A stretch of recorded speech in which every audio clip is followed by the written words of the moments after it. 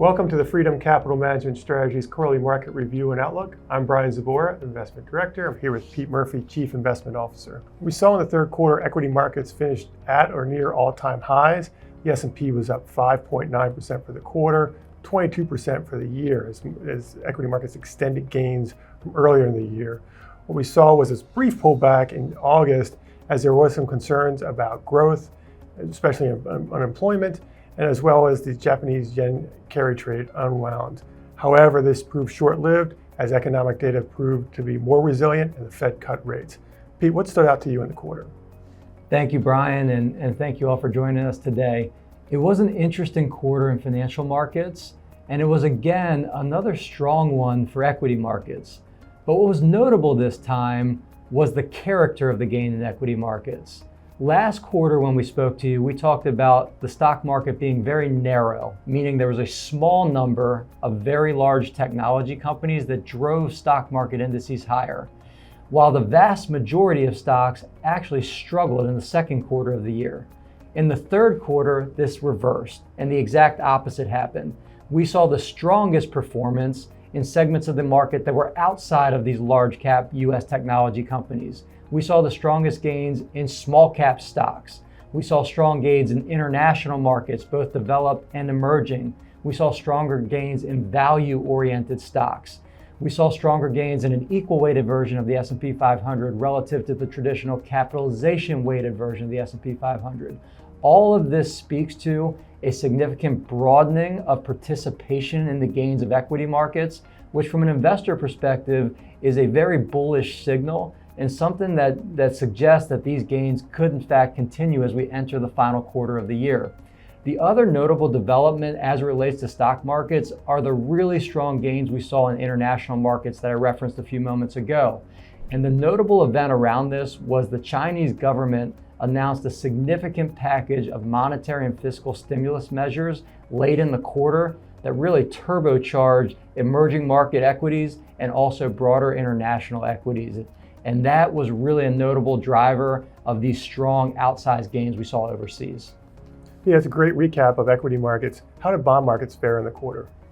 Bond markets actually had a great quarter, and this is after a pretty prolonged period of struggling. When we spoke to you last quarter, we talked about how in the first half of 2024, bond markets really didn't do a whole lot. They were broadly flat, which really seemed weak when you compared it to the strong gains in equity markets. And then if you zoomed out to a couple years, bond markets have been down because rising interest rates drove bond prices down. So it's really been a tough go for bond market investors. And the third quarter offered a welcome reprieve.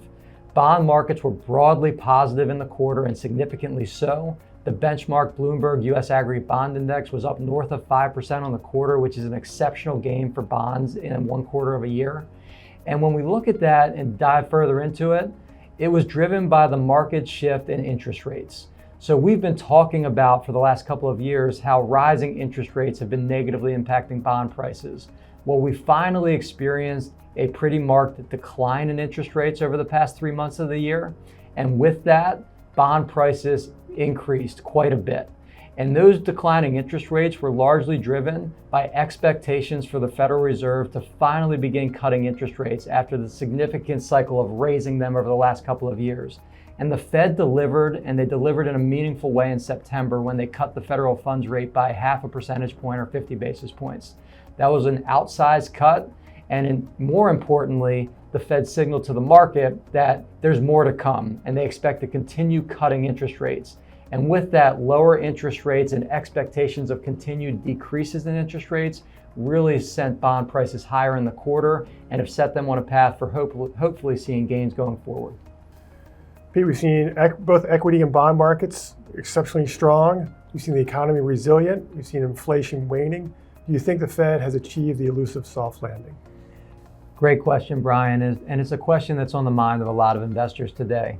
So if we look back over the last couple of years, when we entered 2023 and for much of the year, investors were very preoccupied by recession risk. When you looked at the financial media, it was abuzz with predictions of imminent recession in response to the sharp interest rate increases that the Federal Reserve had engineered through 2022 and into 2023. Well, if we look at where we stand today, that recession never materialized, and the US economy continued to grow, and it continued to grow at a robust rate. So when we look at that, the growth side of the equation certainly points to a soft landing. The other side is the inflation.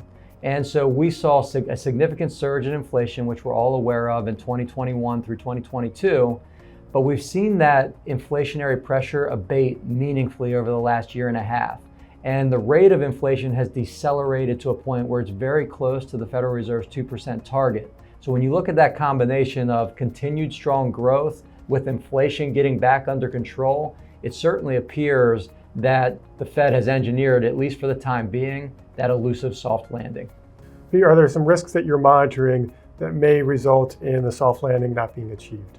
Absolutely, and risk is ever present for markets and investors, and it's something that we need to be cognizant of. And so one of the factors that we're focused on is when a lot of good news is priced in the markets like it is today, which Brian and I talked about earlier, it means that expectations have risen a bit.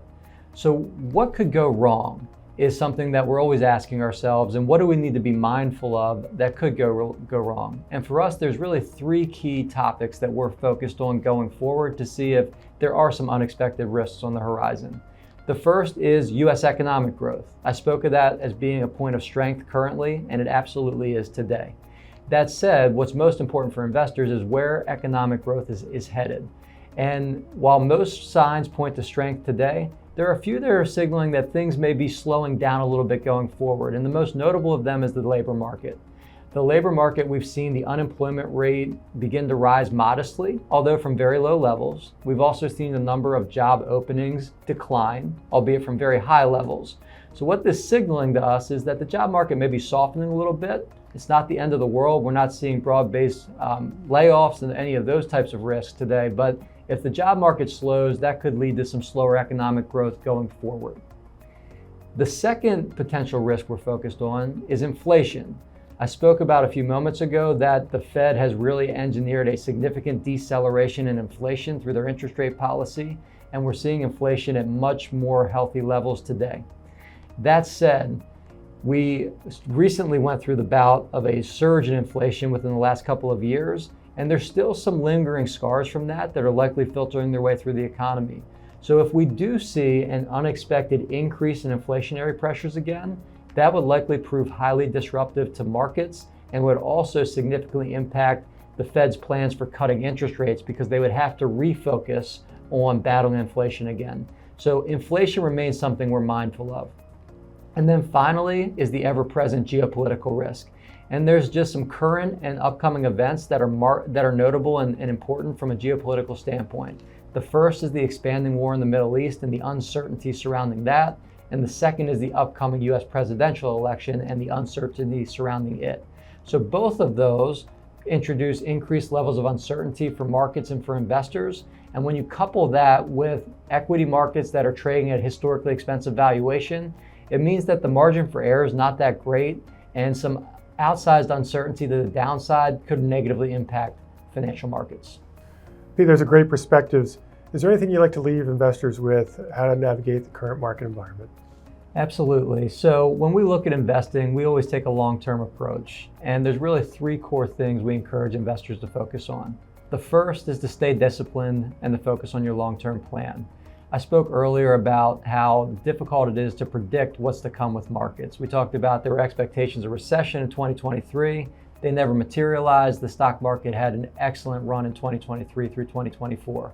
And time again, we've seen that attempting to time markets has historically been a fool's errand. So stay disciplined and focus on that long-term plan.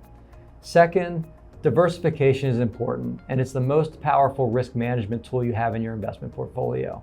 So we encourage you to stay diversified. And one of the notable changes that's benefited investors over the last couple of years is that interest rates have risen quite a bit, which means that bonds are offering much more attractive yields than they have in over a decade. And so with that, bonds, we believe, are once again offering an attractive diversifier to stocks in a broader portfolio. And then finally, stay engaged with your financial advisor. Make your plan a living plan. Pete, thank you for those insights. And thank you for joining us today. We look forward to updating you on economic and financial markets in the coming new year. Thank you.